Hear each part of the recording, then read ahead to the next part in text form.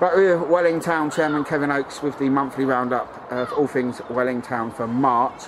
Kevin, we're talking after a 0-0 draw against Kennington, so we'll start with that game. What are your thoughts on the game? Good game, 0-0, obviously, no goals, not a lot of chances at either end, really. I think Kennington probably shaded it. They're a good side. You know, we haven't played them very often, but I know their manager and I know their players pretty well, and they got promoted last year with us. They won the league, only lost 3 games, and they're right up there again with us this year, and full marks to them. I think they came here and they played very, very well, and whilst we're disappointed not to win the game, I think the way that the game went, us getting a point is a good point. How do you see that affecting the club's chances of automatic promotion this year? Still confident, very confident. We're top, we've got points on the board. I know other people have games in hand, but that don't mean anything if you get beat. And I think if you look at the fixtures coming up, I wouldn't say our running's easy, not at all. Don't mean that disrespectfully, but most of the teams that we have left to play, we'd be confident that we can get 3 points in those games. And Kennington, Bryden and Erith have all got, in theory, tougher games than us to come. So I'm confident. 4 games left. If we win them 4 games, I think job done. You think we'll be promoted if we win the next 4 games? I hope so. There's a lot of uncertainty because winning the league guarantees you promotion, but coming second, like last year, we put an application in to jump the divisions and we were sitting there waiting for 3 months not knowing what was going to happen. And I think there's going to be a lot of people at our level of football, not only in Kent but other parts of the country, that will come second or third in the division and be sitting there waiting to see what happens. And I'm hoping we're not in that position, but if we are, you know, we need to put ourselves in the best position possible by getting as many points as possible, and what will be will be. The reserves, I understand they're still going strong this season? Yeah, Tristan and the guys and the players, more importantly, have done a brilliant job. They're 5th in their division, I think, with 2 games left. Didn't play today, but won Manager of the Month in January, had a good February and March, and the top 5 in that division are separated by about 3 points.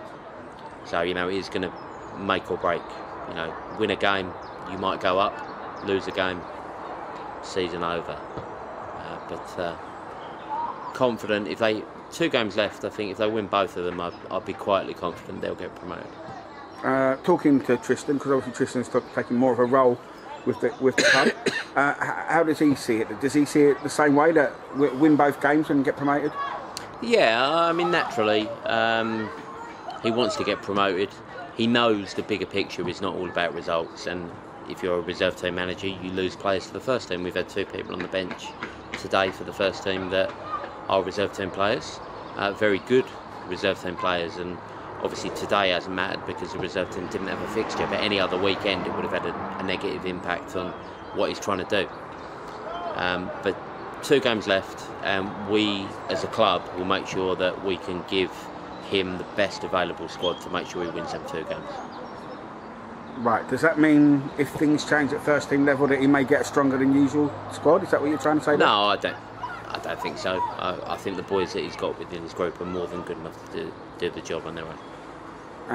The under-23s, now you just said that the reserves lose some players now and again, but yeah, the under-23s, the development side at the club, really do get a bit of chopping and changing. So how's their season been in the last month?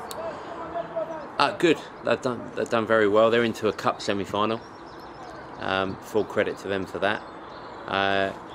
It works both ways because the reserve team didn't have a game today, so a lot of the reserve team players have dropped down to the under-23s. So as much as it works against you certain weeks, today it's done them a big favour. They got a good point today against a side that's nearer the top of the division, and they've got a cup semi-final coming up. And I think most of those, we've said before, most of those boys are 17, 18, haven't played men's football before. It's not about winning games, it's about development. Every single player in that group, without exception, is a better player now than they were 6 months ago, and they deserve a lot of credit for that. And if they win that semi-final and get to a cup final, whether they win that cup final or not, for those boys who've never played men's football to play a final at Beckenham Town with, you know, paid spectators and things like that. Top class cameraman. Maybe, yeah. Let me know if you know anyone, Phil. But they're the opportunities that we want to give young players, and they deserve that chance. And I really, really hope they win that semi-final, not for the club, but for those individuals within that group. They deserve it. They really do. Are there any other cup games that the reserves and the 23s are involved in this year? No, not yet. I mean, the first team obviously pushing for promotion. Reserves can get promoted. Under 23s are in a cup semi-final. And then the Sunday teams, you know, both of them are doing things as well. Both top of their league at the minute. That's been the case all season, Kev. Yeah, they literally, is that right? Both teams have been top of their league. Yeah, Blaine and Aaron's side, who are in the Premier, they've won 11 out of 11 in the league. I think they need 2 wins out of 5. Having won 11 out of 11, we'd be confident they'll get them 2 wins, and they should seal that top division, which they won last year as well. They've got to every cup semi-final. Unfortunately, lost both of them so far to Barnhurst. They play Barnhurst again tomorrow, I believe.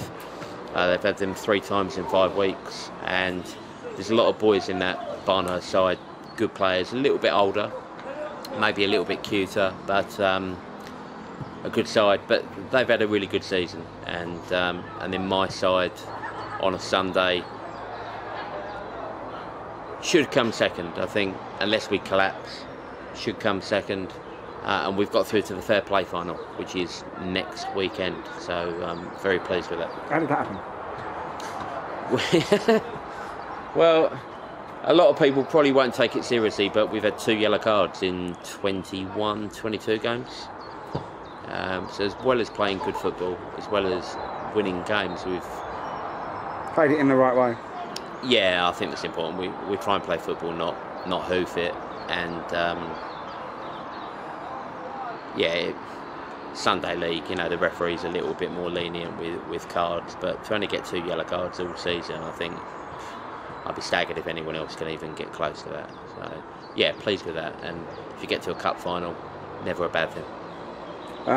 The youth teams. We'll get on to the 2 youth teams very shortly, but is there anything more you can tell us with regards to next year's academy, youth teams coming in? Any developments off the pitch? Yeah, loads. A lot of things that we could talk about, but until it's actually secure, we probably don't want to go into too much detail for fear of ending up with egg on our face. But we've got to link up with a club abroad, which I think is a really exciting opportunity for the club. We've got an academy going in with education around football, which again is something fairly unique for our level. And the sides at Welling Youth at the moment under Louis are all migrating over to Welling Town. They are 19 or 20 youth sides playing in the Kent Youth League, which is a very, very good standard, and the Sel Kent Junior League. And the under 14s under their umbrella won the Kent Cup final last week. And even today, we've got down to play our first team game, and there's an under 15s game on the Astro pitch next to us, where 3 or 4 of the boys are playing under Welling Youth. They'll all be under our umbrella. So the amount of 13, 14, 15-year-olds that are going to be migrating over to our club for next year, who are playing representative football, I think the future looks very, very bright. And our teams that we've got at the moment, we've got 2 youth sides that have been with us all season. Yeah. Obviously, one you can talk about results, the other one you can't really talk about results, because it's just the way that they govern the game at that level. How have they been doing? Under 11 is very good. There isn't a league table, but I'd be pretty confident they're 2nd or 3rd out of 9 or 10. So that's good. Every cup they entered last summer, they won.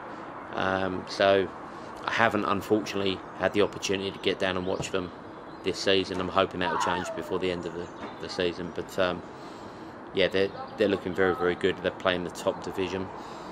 The under-14s have struggled a little bit, as I mentioned before, not because of lack of desire or lack of ability, but I think they're playing up a level compared to their previous seasons. And they haven't had a goalkeeper since November. He broke his hand, so it's been tough for them. Hopefully they come out stronger. I know the manager and the coaches are very positive and looking forward to next year and starting afresh and hopefully progressing up the ladder next season. Well, Kevin, thanks for talking to us. I'm sure we'll probably have a few videos in April because there's going to be some information you'll want to get out about certain things, and then hopefully the actual end of season video, we've got something to celebrate.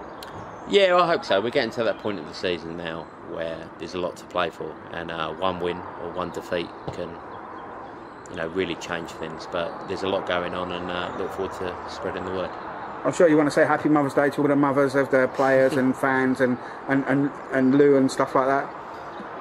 Well, yeah, Happy Mother's Day to my mother, obviously, and to Louise. Yeah, we've mentioned before her and her mother who lives with me. I live with the mother-in-law. They put up with a lot. I'm never in the house, which maybe they might consider to be a good thing. So that phrase, stays longer than mother-in-law, is actually true in your case.